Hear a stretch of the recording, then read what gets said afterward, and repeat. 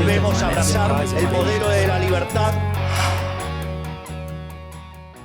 Y bienvenidos una vez más a un episodio de Political Project. En este caso tenemos a Antonio Ecarri, quien va a estar acompañándonos y hablándonos un poco sobre las actualizaciones de Guyana y, por supuesto, cómo se están desenvolviendo el tema en Venezuela y también sobre él, un poco sobre su carrera y cuáles son las perspectivas políticas para el 2024.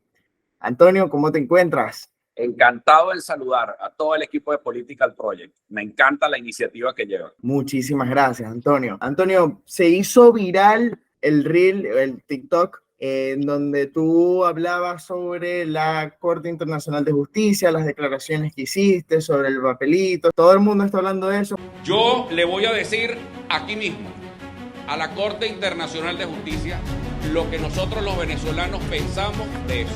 Dóblenla bien doblada su decisión, bien dobladita, y se la meten en el paltón.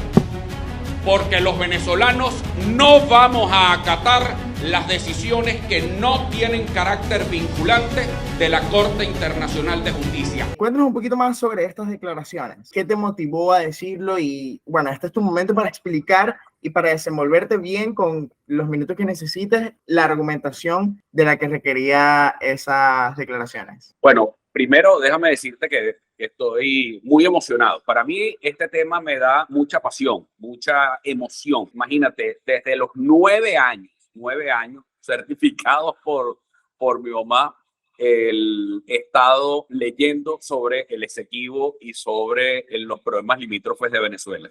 Fui, como dicen, un niñonero y es un tema que me apasiona y desde hace 16 años soy presidente de la Fundación Arturo Uslar Pietri.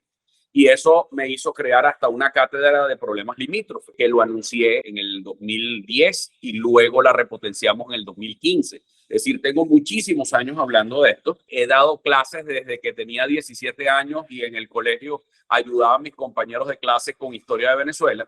He sido no un historiador, sino un apasionado de la historia venezolana.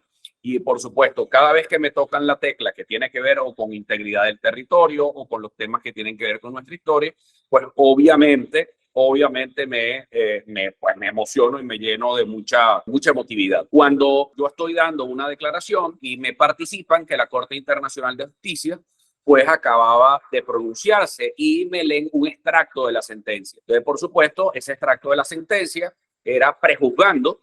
La Corte abusaba de su poder y decía que prácticamente reconocía el fraude del laudo arbitral de 1899 que nos despojaba a nosotros de una parte demasiado importante de nuestro territorio. Entonces, ¿cuál fue mi respuesta? Bueno, algo que nadie esperaba de un educador, pues que la Corte doblara bien doblada su sentencia y se la metieran en el pantón. Y por eso era la frase de eso. Y por supuesto estaba acompañado de mis dirigentes populares que se emocionaron muchísimo también por lo que yo estaba diciendo. Pero es porque, bueno, porque me toca mi fibra como venezolano, mi fibra como profesor, como educador. Y bueno, ahí se me fueron los tiempos, te confieso. Excelente. ¿Por qué recuperar a Guyana ahora y no un año antes, no 2 años antes? ¿Por qué ahora? Mira, fíjense, primero hay algo bien importante que sepamos todos. Las Guayanas es toda la región que parte desde nuestra Guayana venezolana, en el estado Bolívar y en el Amazonas, hasta Delta y se proyecta hasta la zona, hasta la esquina donde hoy está la Guayana francesa. Todo eso viene de una, además de la palabra etimológicamente, es una palabra indígena, Guayana, que significa sitio de aguas. Habían muchas aguas, habían muchos ríos y después, por supuesto, es una fuente estratégica. Durante muchísimos años, imagínate, en los primeros años de la conquista, durante 300 años, los españoles batallaban día a día para preservar estos territorios.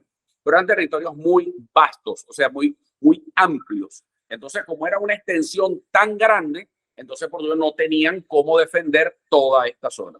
Sin embargo, a partir de 1640, cuando el Reino de España reconoce la existencia del Reino de los Países Bajos, la zona donde estaban los colonos neerlandeses, es decir, los colonos holandeses, le fue concedida del Reino de España a los Países Bajos. Eso fue en el año 1640. Y ahí es donde toda esta zona que era zona de Holanda, que quedaron constituidas como una zona holandesa hasta entrada del siglo XVIII, cuando un pirata muy famoso, Walter Raleigh, que era además muy famoso, en ello creo que se inspiraron varias películas de Disney, porque luego, bueno, lo elevaron los ingleses a Sir Walter Raleigh, etcétera, y bueno, Bueno, pues resulta ser que lo que era un pirata y estaba muy entusiasmado con el río Orinoco y estaba muy entusiasmado con el río Esequibo. Y comienzan colonos ingleses, invasores, no llamamos colonos, no, invasores, formalmente invadían.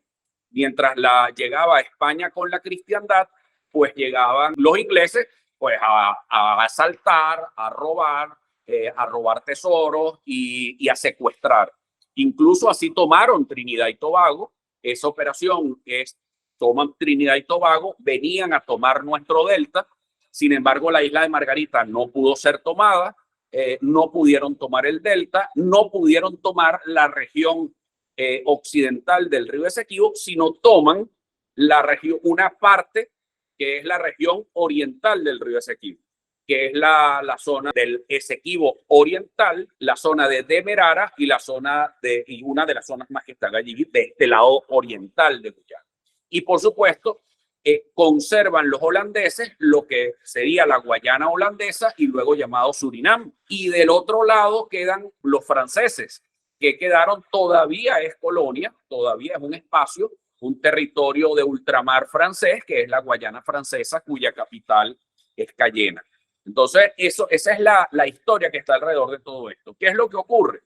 Que últimamente Guyana, bueno, comenzaron a tomar, eso es una vieja reclamación, comenzaban a tomar espacios territoriales venezolanos, que eran los espacios del territorio Esequibo, del margen occidental del río Esequibo, y desde la reclamación del Libertador, luego la reclamación de Alejo Fortique en nombre del general Páez, luego la acción que toma el general Guzmán Blanco, pues bueno, termina en que los ingleses querían invadir Venezuela. Y querían invadirnos no el Esequibo, querían invadir Venezuela. Y gracias al presidente Grover Cleveland de los Estados Unidos, pues, y con la doctrina Monroe, detienen la invasión británica. Fíjate que ayer justo se cumplían 121 años del bloqueo británico a Puerto Cabello, donde un célebre coronel, Antenor Ugueto, fue el artillero que logró dispersar a los ingleses que estaban en Puerto Cabello con unos viejos cañones. Ese señor es mi bisabuelo. Y bueno, guardo además el sable histórico donde él ordena el fuego a los británicos. Pero siempre había el interés por parte, recuerda que esa era la gran potencia del siglo XIX, olvídense de lo que es hoy la Gran Bretaña, te estoy hablando de la Gran Bretaña finales de la Reina Victoria, es la Gran Bretaña de antes de la Primera y de la Segunda Guerra Mundial, y por supuesto es la que viene tomando todos estos espacios. Pero ¿por qué? La pregunta concreta, la tuya, es ¿por qué ahora? Bueno, porque resulta que como decimos aquí, se pasaron de arpa 4 y eso es lo que se pasaron del instrumento musical. Porque resulta ser que llegaron y comenzaron a conceder contratos petroleros el gobierno de Guyana, no solamente en el territorio que está en disputa, que ya es algo ilegal. Tú no puedes otorgar algo que tú mismo estás diciendo que está en disputa, tú no lo puedes usufructuar, sino que llegaron hasta más allá. En agosto anuncian que van por el Delta Amacuro, que van por las costas de Delta Amacuro. El problema está donde está, es que las antipatías del gobierno de Maduro, que yo sé y soy un opositor, tengo 25 años siendo opositor, voté por Salas Romer, yo no tengo nada que ver con nada de lo que está pasando en Venezuela, por no mi conciencia, y lo que sí quiero decirte es que las antipatías de Maduro en el mundo entero nos han perjudicado muchísimo. ¿Por qué? Bueno, porque hay que salir a aclarar y recontraaclarar para poder decirle a la gente, epa, esto no es un tema de Maduro, esto es un tema de Venezuela, esto es un tema de Estado y de integridad territorial. Entonces, ¿por qué el problema está ahora? Porque Guyana, abusando del delito que venía cometiendo sobre los territorios en disputa, ahora se mete en el mar territorial correspondiente a la proyección del Delta Amacuro. Excelente, Antonio. Bueno, excelente esa visión histórica y holística sobre el tema de las Guayanas. Eso es justamente lo que ha estado evidentemente hay como una cierta antipatía con las personas con respecto a este tema, especialmente por quien lo promueve, ¿no? Es como este argumento ad hominem, bueno, no, como él lo dice Maduro, entonces no es verdad, porque Sí, cualquier claro. cosa que diga Maduro, pues se va a deslegitimar. Confieso que ha sido mi gran pelea en todo este tiempo y me he ganado ofensas, epítetos, de todo, pero la verdad que eso me sabe a nada, porque la verdad que mi conciencia está muy limpia. Yo estoy defendiendo algo que en otras oportunidades les tocó defender también a otros venezolanos teniendo gobiernos que no les gustaban.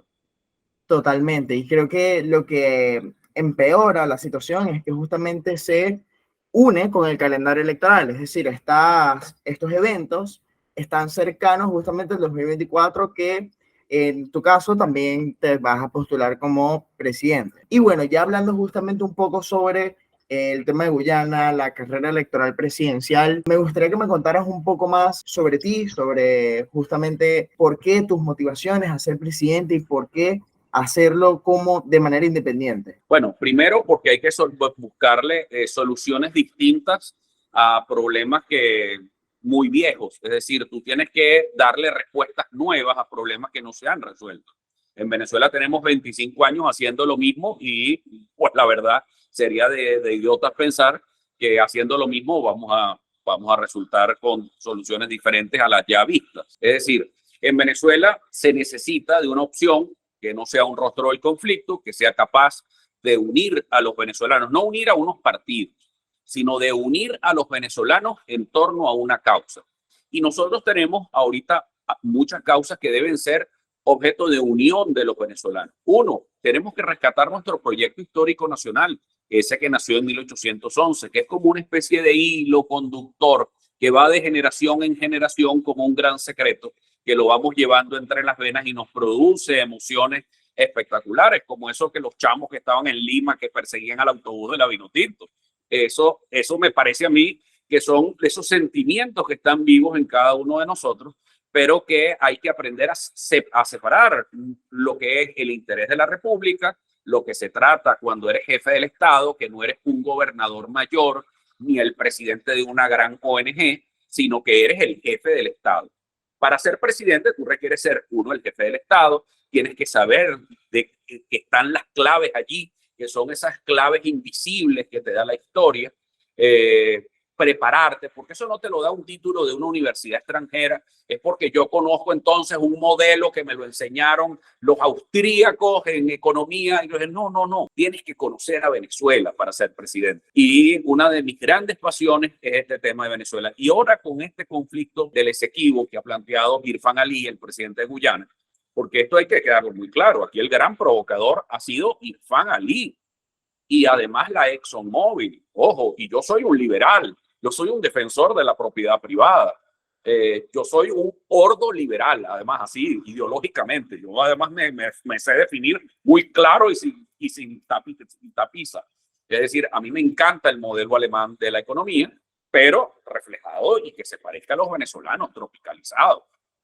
¿Pero eso qué significa? Que tienes que conocer muy bien la historia de este país y no puedes cambiar en medio de la carretera y en medio de la carrera o en medio de cruzando el río, no vas a cambiar el caballo. O sea, es decir, tienes que mantener tus convicciones, sea quien esté allí, para tú representar el auténtico proyecto nacional. Entonces, hay una cosa, por ejemplo, con el tema del Esequibo, que es como esa clave que lo mantuvieron desde el propio canciller José Rafael Revenga, canciller de la Gran Colombia, hasta hoy mismo con el propio Maduro, que es esa defensa que tienes que tener de los territorios. Los tienes que hacerlo, quieras o no quieras. Pero si lo haces con convicción y comienzas a construir esa gran unidad nacional que tiene que ver con represión, uno, a eso, a la integridad de nuestro territorio. Pero después, segundo, a otros temas que son clave, la política monetaria. Aquí no puede cambiar de moneda cada vez que el presidente llegue un presidente nuevo. Aquí tienes que lograr un gran consenso en torno a la educación. Y eso involucra opositores, chavistas e independientes. Y lo otro, que es algo muy importante, que es que Venezuela cambió. O sea, Venezuela no es la misma del 2018, ni del 2015, ni del 2002. Venezuela no hay dos grupos, hay tres. Y además, y muy diversos. Están los chavistas, pero los chavistas además hay chavistas maduristas y chavistas no maduristas. Estamos los independientes. Están los independientes que son pro oposición, independientes pro chavismo, pero no maduristas. Y están la oposición, y en la oposición hay gente que está en unos partidos y gente que está en otros. Y tú dices, ay, pero el país está dividido. No, es un país plural. Ahora, quien represente mejor a ese país plural será el próximo presidente de todos los venezolanos. Antonio, te pregunto, ¿la opción bélica consideras que está sobre la mesa o debe estar sobre la mesa? Número uno. Y número dos, ¿cómo manejarías el tema de la Guyana si tú fueras presidente hoy? Muy buenas preguntas las dos. Primero, cuando tú eres jefe del Estado y estás defendiendo unos territorios, tú no descartas ninguna opción. Y tienes que tener tu opción ahí primero por persuasión. ¿Qué hubiese hecho yo siendo jefe del Estado y comandante en jefe de la Fuerza Armada? Ya mis aviones Sukhoi, que son los aviones que tengo en inventario, pues ya hubiesen roto la barrera del sonido. Yo no estoy diciendo bombardeando, pero rompen la barrera del sonido en el margen occidental del río Esequibo, es decir, donde está el verdadero límite. Y avisarle a las petroleras muy claro que Venezuela, donde pongan una plataforma petrolera sin permiso del Estado venezolano, pues en ese momento para nosotros eso es delito, y de inmediato nuestra Fuerza Armada va de inmediato y sin que me tiemble el pulso, a confiscar todos aquellos bienes que vayan en detrimento de los intereses de la nación. Y eso también me incluye a toda la ilegalidad que ha habido en el arco minero y en todas las irregularidades que han habido en el Estado Bolívar y en muchas otras partes. Pero fundamentalmente cuando lo hace, una cosa es la minería ilegal, que tienes que combatirla, que tienes que tener mucha fuerza para combatirla, pero también, no puedes descuidar a ese enemigo externo que formalmente te quiere robar, formalmente te quiere asaltar. Entonces, sabes, el que te está robando y se está metiendo por la ventana, tú no lo vas a recibir con flores.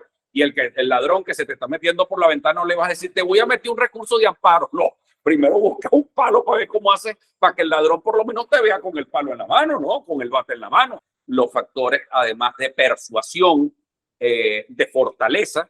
Y yo creo que Venezuela, a lo largo de muchísimos años, fueron muy tibios con relación a este tema de la reclamación. Imagínate tú que hubo un gobierno democrático que le construyó una sede a la Universidad de Georgetown. Y no es Georgetown de los Estados Unidos, no, la de la capital de Guyana. Nosotros, los venezolanos, le construimos parte de su universidad. Imagínate tú. Entonces, es una cosa que es insólita, que llora ante los ojos de Dios, pero me está preguntando qué haría yo. ¿De qué hago yo? Bueno, yo me planto en 33.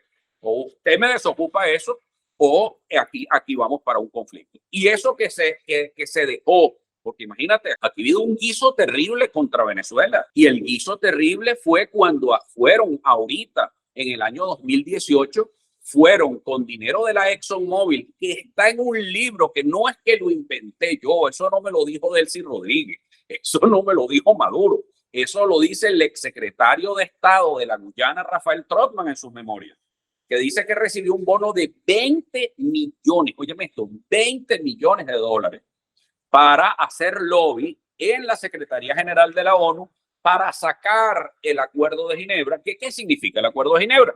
Es sencillo, que el secretario general de la ONU nombrara un buen oficiante y las dos partes pudieran negociar. Pues no, lo sacan de ahí y se lo llevan de manera írrita, violando los propios reglamentos de la Corte Internacional de Justicia. Porque la Corte Internacional, para tú y yo tenemos un problema. Tú eres un Estado A, yo soy el Estado B. Tenemos un problema.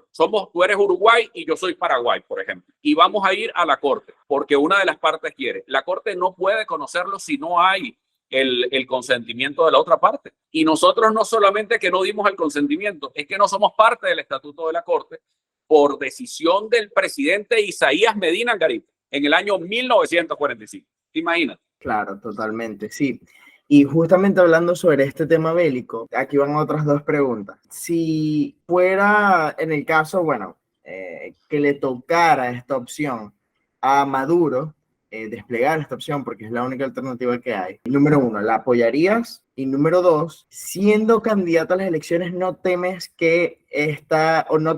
que esta decisión se utilizara, porque habría que declarar estado de excepción, etcétera, se utilizara para aplazar las elecciones? un año más. No veo condiciones en este momento para asuntos bélicos. Fíjate que el bravucón de Irfan Ali, este delincuente que preside Guyana, decía que él no se iba a sentar con Venezuela nunca. Velo ahí sentadito de lo más obediente con Nicolás Maduro. Y además, déjame corregir, no es con Nicolás Maduro que está sentado ahí. Está sentado para Venezuela. Está sentado frente a una delegación venezolana. Bueno, acállate, papito. Siéntate, respira, haz yoga. Pero tienes que ya reconocer al mundo entero que los bienes están en disputa. Hoy es la ratificación, una vez más, de que esos bienes y esos territorios, esos espacios están en disputa. Y por la plata baila el mono. Entonces, ¿qué significa eso? Bueno, que aumentó el riesgo para Guyana cuando está otorgando concesiones. Ese era mi objetivo cuando yo lo denuncié. Yo quiero decirte, yo fui uno de los primeros en denunciar esto. Desde el año 2009 lo estoy denunciando. Lo denunció también en el año 2015 a través de nuestra cátedra de problemas limítrofes que lo llevó el doctor José Rafael Revenga, que era mi jefe en la Casa Urlar Pietri. Y recientemente fallecido. Ese estudio que nosotros llevamos de los bloques petroleros, cómo se estaban haciendo, y es que se los advertimos 1000 veces. Lo que pasa es que no actuaban y no actuaban hasta que le tocaron el propio Delta. Cuando tocaron el propio Delta, yo le dije en una rueda de prensa a Maduro en este mismo espacio, le dije, pero convoque a la gente a Miraflores, se va a quedar con los brazos cruzados, convoque al país, usted no es el presidente, bueno, está bien, es el presidente, dele pues, anda. No quería ser presidente, bueno, tiene que ser presidente, que el presidente es jefe del Estado y comandante en jefe, para lo bueno y para lo malo. Entonces, creo que estamos llegando a un punto muy importante, muy álgido, pero yo descarto, ahora, ¿por qué lo descarto? Uno, los Estados Unidos tienen problemas ahorita para movilizar tropas, y eso por lo que ha dicho Irfan Ali. Ellos tienen problemas para movilizar tropas, hacer ejercicios militares, para abrir otro frente de batalla distinto a los que ya tienen en Ucrania y en Israel. Vamos a estar claros. O sea, ya, suficiente. O sea, ya no hay más cabida para otra guerra y en pleno corazón del Caribe y en pleno centro del comercio mundial, que es el Caribe. Entonces, tú trancas el Caribe en medio de un conflicto en pleno norte de la América del Sur.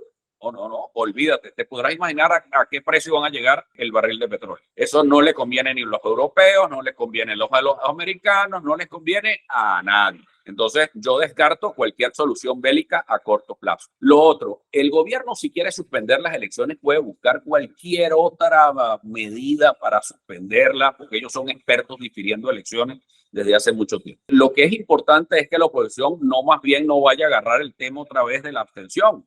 Y entonces nos vayamos a comprar el regalito otra vez de la abstención. Fíjate que hubo un grupo político que lo hizo muy mal y quedaron muy mal con el tema del referéndum. Porque ese referéndum no era un referéndum de gobierno, es un referéndum de Estado. O sea, hay que tener mucho cuidado. No es que estábamos haciendo un referéndum por una ley, por una cosa. Fíjate que lo que tú opinaras iba a ser reflejado en Guyana. Fíjate que aquí hubo un dirigente de la oposición. Yo no creo que haya sido de mala fe. A mí me parece que es simplemente una ingenuidad de su parte, que dijo algo sobre el proceso de las elecciones que se estaban dando en ese momento y fue el titular de toda la prensa de Guyana al día siguiente. Entonces ahí tienes que tener mucho cuidado porque se trata de eso. Fíjate, la otra posición de otra candidata presidencial coincidió con Guyana en el tema de la suspensión del referéndum. ¿Y qué pasó? Bueno, la retuitea el vicepresidente de Guyana. Entonces, para ser jefe del Estado, por eso te digo que es una responsabilidad inmensa y tienes que saber que tus variables y tus posiciones cuando estás llegando a ser presidente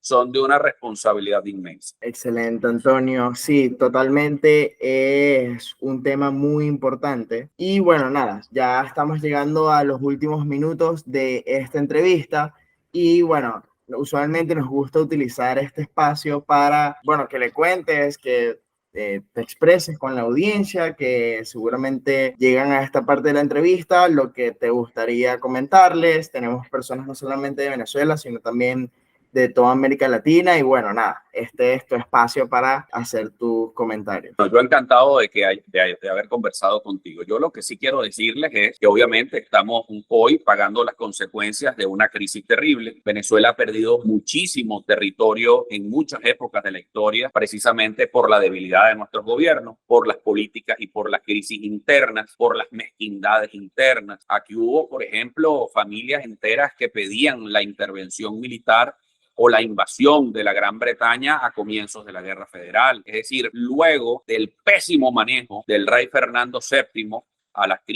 de la crisis que tenía con la América Española, pues bueno, eso fue generando en otra crisis que pararon en una gran guerra civil, que fue todo el siglo XIX venezolano, y paró en la propia guerra civil española de los comienzos del siglo XX, ya en 1936. Ahora, esto es muy importante y que le condujo a España, imagínate, a 4 años de guerra civil horrible, 1 millón de muertos, y luego 30 y tantos años de dictadura. Pero en esa época hubo unos españoles que se pusieron los pantalones largos y dijeron: España no puede sufrir más, pueden llevar todo el palo que quieran por los extremos, pero decidieron construir un gran centro político donde estaba la cordialidad, donde estaba el respeto al pensamiento, el respeto a la disidencia, el reconocimiento al otro y, por supuesto, el respeto a las normas constitucionales. Yo les dejo una reflexión que es la de don Torcuato Fernández Miranda, un gran catedrático español que fue el presidente de las Cortes Españolas que dieron paso a la transición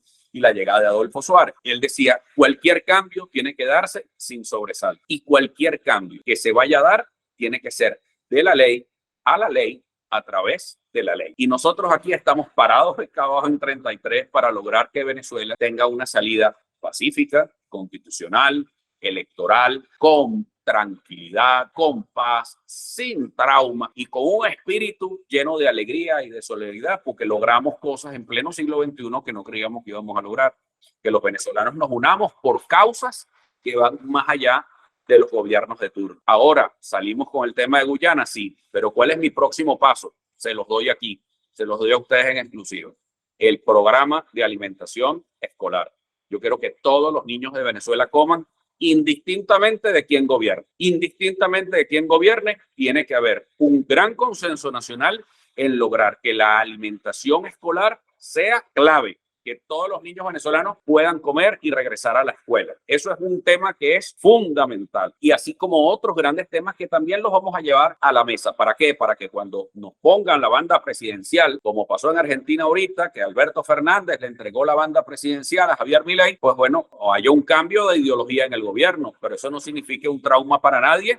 Eso no significa un trauma para Venezuela y no significa más guerras ni pases de factura, sino simplemente pasar la página y construir la Venezuela que todos queremos y anhelamos. Buenísimo, muchísimas gracias, Antonio. Y bueno, para los visitantes de este canal, recuerden suscribirse, recuerden darle like y por supuesto comentar qué les pareció esta entrevista y si quieren una parte 2. Antonio, bienvenido siempre al canal, de verdad un placer. Muchísimas gracias por tu tiempo y bueno, hasta luego, Political Project.